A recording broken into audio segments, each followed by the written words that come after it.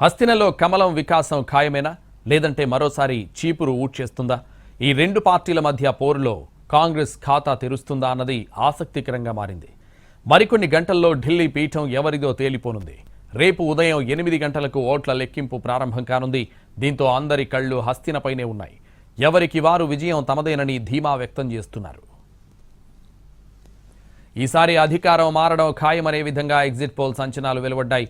10 ఏళ్లుగా అధికారంలో ఉన్న ఆమ్ ఆద్మీ పార్టీకి ఈసారి ఓటమి తప్పదని మెజారిటీ సర్వేలు అంచనా వేశాయి.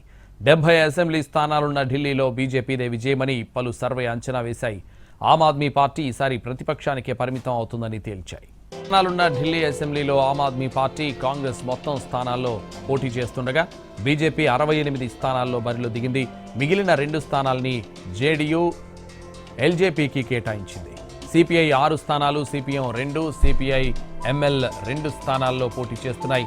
బీఎస్పీ 70 స్థానాల్లో, ఎన్సీపీ 30, ఎంఐఎం 2 స్థానాల్లో అభ్యర్థుల్ని రంగంలోకి దింపాయి. దాదాపు అన్ని పార్టీలు పోటీలో ఉన్నప్పటికీ ఢిల్లీలో హోరాహోరీ పోటీ మాత్రం ఆమ్ ఆద్మీ పార్టీ, బీజేపీ మధ్య కనిపిస్తుంది.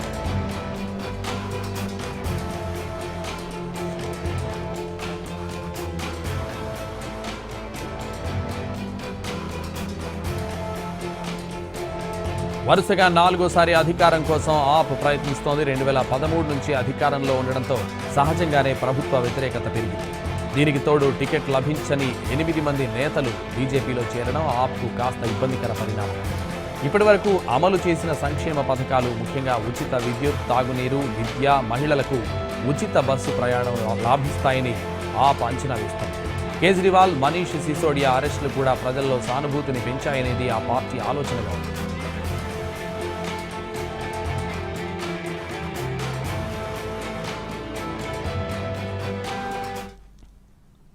ఢిల్లీ అసెంబ్లీ ఎన్నికల్లో ఆమ్ ఆద్మీ పార్టీ, బీజేపీ, కాంగ్రెస్ హోరాహోరీగా తలపడ్డాయి. హస్తిన అసెంబ్లీ ఎన్నికల్లో సర్వేలన్నీ కాషాయ పార్టీకే పట్టం కట్టాయి. ఆ పార్టీ భారీ మెజారిటీతో విజయం సాధిస్తుందని అంచనా వేశాయి. 1993 తర్వాత బీజేపీకి అధికారంలోకి వస్తుందని సర్వేలు తేల్చేశాయి. ఢిల్లీ అసెంబ్లీ ఎన్నికలు హోరాహోరీగా జరిగాయి. మరోసారి అధికారాన్ని కాపాడుకునేందుకు ఆమ్ ఆద్మీ ప్రయత్నించింది.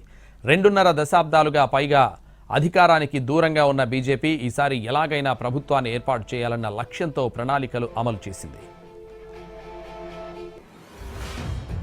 3 పార్టీల మధ్య హోరాహోరీగా సాగిన పోరులో బీజేపీ, ఆప్ మధ్య తీవ్ర పోటీ నెలకొన్నట్లు ఎగ్జిట్ పోల్స్ అంచనా వేశాయి. మొత్తం 70 అసెంబ్లీ స్థానాలకు గాను మెజారిటీ సర్వేలు కాషాయ పార్టీ వైపు మొగ్గు చూపాయి. మాట్రిజ్ సంస్థ ఆప్కు 32 నుంచి 37, బీజేపీకి 35 నుంచి 40 వస్తాయని అంచనా వేస్తే, పీపుల్స్ ఇన్సైట్ సంస్థ ఆప్కు 25 నుంచి 29, బీజేపీకి 40 నుంచి 44 వచ్చే అవకాశం ఉందని తేల్చింది. ఆప్కు 22 నుంచి 31, బీజేపీకి 39 నుంచి 45 వస్తాయని టైమ్స్ నౌ సర్వే చెబితే, ఆప్కు 21 నుంచి 31, బీజేపీకి 39 నుంచి 49 సీట్లు గెలుస్తాయని పీమార్క్ అంచనా వేసింది. పీపుల్స్ పల్స్ సంస్థ సర్వేలో ఆమ్ ఆద్మీకి 10 నుంచి 19, కాషాయ పార్టీకి 51 నుంచి 60 వస్తాయంటే, పోల్ డైరీ సర్వేలో ఆప్కు 18 నుంచి 25, బీజేపీకి 42 నుంచి 50 వచ్చే ఛాన్స్ ఉందని చెప్పింది.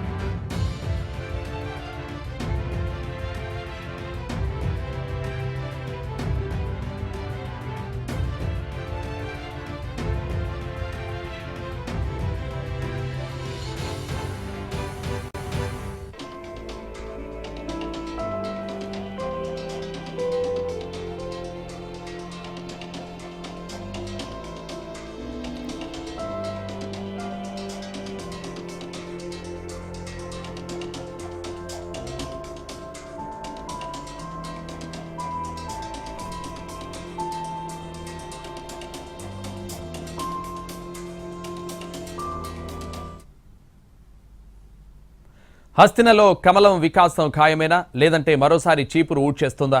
ఈ 2 పార్టీల మధ్య పోరులో కాంగ్రెస్ ఖాతా తెరుస్తుందా అన్నది ఆసక్తికరంగా మారింది. మరికొన్ని గంటల్లో ఢిల్లీ పీఠం ఎవరిదో తేలిపోనుంది. రేపు ఉదయం 8 గంటలకు ఓట్ల లెక్కింపు ప్రారంభం కానుంది.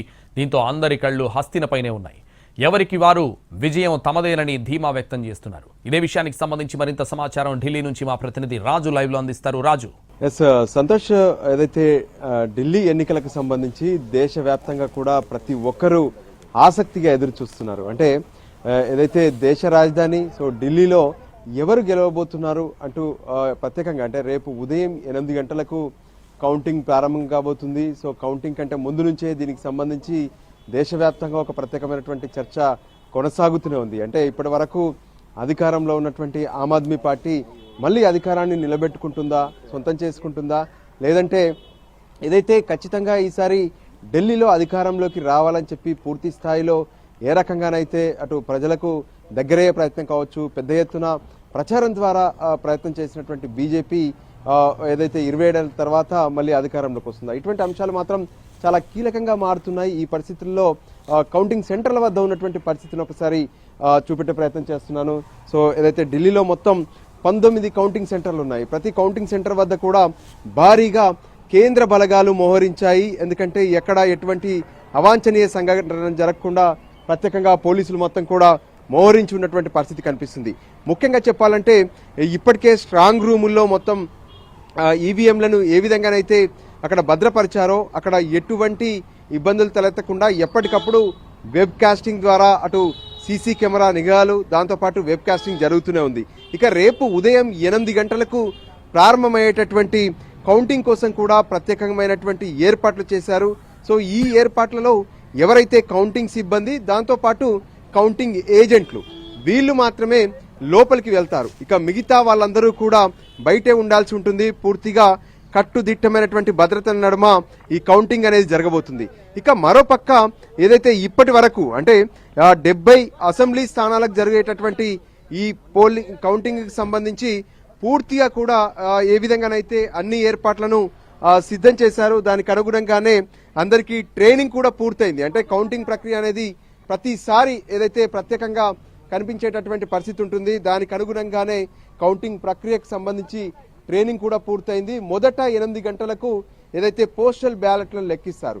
అరగంట అవి పూర్తయిన తర్వాత ఇక ఈవీఎంలను లెక్కింపు అనేది మొదలవుతుంది. స్ట్రాంగ్ రూముల నుంచి ఎవరైతే కౌంటింగ్ ఏజెంట్లు ఉంటారో పార్టీలకు సంబంధించినటువంటి వాళ్ళ సంతకాలు చేసిన తర్వాత ఆ సీల్స్ను ఓపెన్ చేసి ఈవీఎంలను కౌంటింగ్ సెంటర్కు తీసుకొస్తారు.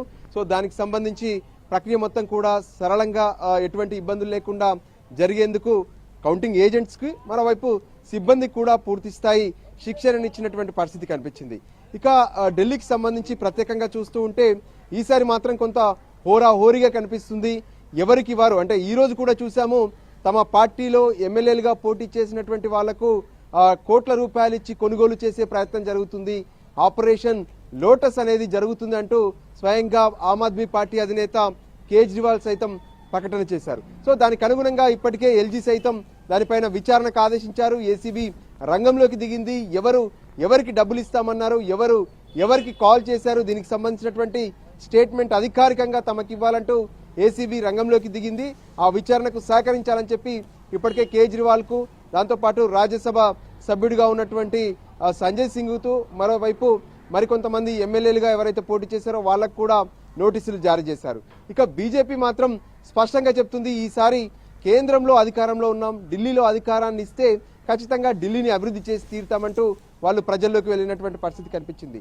దానికి అనుగుణంగానే ఇప్పటి వరకు జరిగినటువంటి ప్రచారంలో ఢిల్లీలో ఉన్నటువంటి పలు కీలక అంశాలు చర్చకొచ్చాయి. ప్రధానంగా చూస్తే ఢిల్లీలో ఉన్నటువంటి వాయు కాలుష్యం, జల కాలుష్యం, దాంతోపాటు అభివృద్ధికి సంబంధించినటువంటి అంశాలు.